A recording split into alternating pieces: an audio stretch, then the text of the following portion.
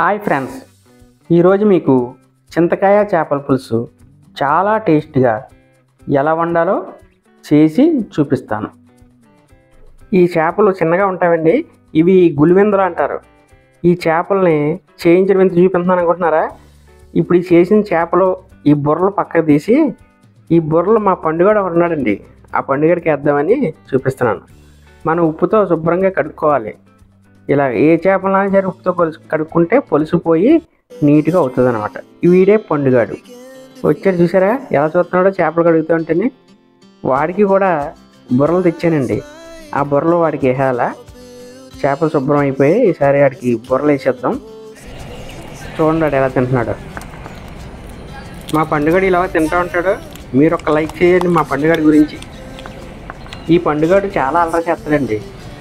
మీకు అల్లరి చూడాలనుకుంటే కామెంట్ బాక్స్లో కామెంట్ చేయండి.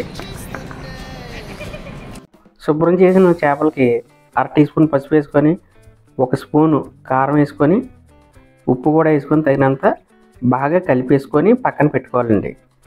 ఇలా ఎందుకు పెడుతున్నామంటే మనం చేపల పులుసు ఇది స్పెషల్గా కాస్తున్నామండి. స్పెషల్ అంటే ఏమీ లేదండి, పులుసు ముందు కాసి తర్వాత చేపలు వేస్తాం.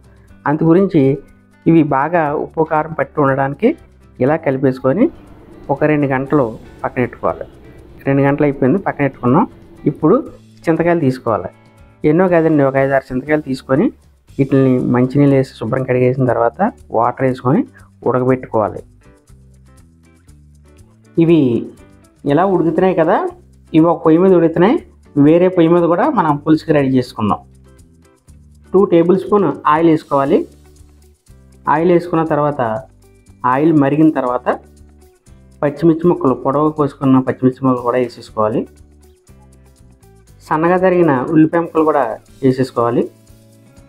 ఈ ఉల్లిపాయలు 2 మీడియం సైజ్ అయితే సరిపోతాయండి. చేపల పులుసుకి ఎక్కువ వేసుకోకూడదు, మంచి టేస్ట్ వస్తుంది 2 అయితే. 1 స్పూను అల్లం వెల్లుల్లి పేస్ట్ కూడా వేసుకోవాలి. 1 స్పూన్ వేసామండి అల్లం వెల్లుల్లి పేస్ట్. ఈ అల్లం వెల్లుల్లి పేస్ట్ పులుసు మరిగేటప్పుడు కూడా 1 స్పూన్ వేసుకోవాలి. చిన్నగా తరిగిన టమాటా ముక్కలను కూడా వేసుకోవాలి. ఈ పులుసుకి 1 టమాటా సరిపోద్దండి, ఎక్కువ అవసరం లేదు. పెద్దకాయ అయితే 1, చిన్నకాయలు అయితే 2 చిన్న చిన్న ముక్కలు చేసుకొని వేసుకోవాలి. ఈ పులుసు ఫ్లేవరు చాలా అదిరిపోద్దండి చింతకాయ చేపల పులుసు అంటేనే. ఇప్పుడు మనం తగినంత ఉప్పు వేసుకోవాలి. 1 స్పూన్ కారం కూడా వేసుకోవాలి. చేపల పులుసు అంటేనే ఉప్పు కారాలు ఎక్కువ పడతాయండి. ఎందుకంటే ఇందా పచ్చిమిరకాయలు వేసాం, ముందు చేపల్లో కూడా కారం కలిపాం కదా, అందుకని 1 స్పూనే కారం వేసాం. ఉల్లిపాయలు పచ్చిమిరకాయలు బాగా ఎగిపోయండి. ఇప్పుడు చింతపండు పులుసు వేసుకోవాలి. మనం ముందు ఉడకబెట్టుకున్నాం కదా చింతకాయలు, వాటిని ఇలా గుజ్జు కింద చేసుకొని పులుసు కింద చేసుకొని వేసుకోవాలి. నార్మల్ చింతపండుతో పోల్చుకుంటే ఈ పచ్చి చింతకాయ పులుసు చాలా మందికి ఇష్టం ఉంటుందండి. ఇది కాశీలా కాస్తే అదిరిపోద్ది టేస్ట్. ఇలా ఎప్పుడైనా కాయండి మీ ఇంట్లో, సూపర్ ఉంటుంది. మన జీర్ణ వ్యవస్థకు ఆరోగ్యానికి మేలు చేసేది అదేనండి ధనియాల పొడి. ధనియాల పొడి కూడా వేసుకోవాలి. చేపల పులుసుకి గరం మసాలా పెద్ద ఏం అవసరం లేదండి, కాస్త గరం మసాలా వేసుకుంటే సరిపోద్ది ఫ్లేవర్ కోసం అంతే. మసాలా ధనియాల పొడి బాగా కలుపుకోవాలి. కలిపిన తర్వాత ఇప్పుడు కాస్త కొత్తిమీర కూడా వేసుకోవాలి. పులుసు బాగా మరిగిందండి. 1 స్పూను అల్లం వెల్లుల్లి పేస్ట్ వేసుకోవాలి. ఇందాక 1 స్పూన్ వేసుకున్నాం కదా, ఇప్పుడు 1 స్పూను. ఉప్పు కారం కలిపి పెట్టుకున్న చేప ముక్కల్ని ఈ మరిగి పులుసులో వేసుకోవాలి. ఇలా ఎందుకు వేస్తున్నామంటే ఈ చేపలో ఒక గుణం ఉందండి, జస్ట్ ఇలా మరిగేసరికి వెంటనే విడిపోద్ది అన్నట్టు ముక్క. ఈ గులివెందుల్లోని అలా ఇరిగిపోతాయి. అందు గురించి అలా ఇరక్కంట ఉండాలంటే మరిగిన తర్వాత పులుసు ఇలా వేసుకుంటే టేస్ట్ అదిరిపోద్ది, రుచి కూడా అమోఘంగా ఉంటుంది.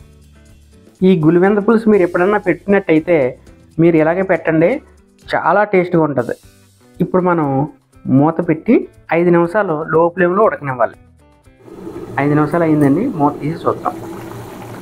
ఈ చేప పులుసు ఎక్కువ మరగకూడదండి, 5 నిమిషాలే మరిగితే సరిపోతుంది. ఎందుకంటే పులుసు ఇందా ముందు మరగబెట్టుకున్నాం కదా, ఇప్పుడు చేప వేసిన తర్వాత 5 నిమిషాలే మరగబెట్టుకుంటాం.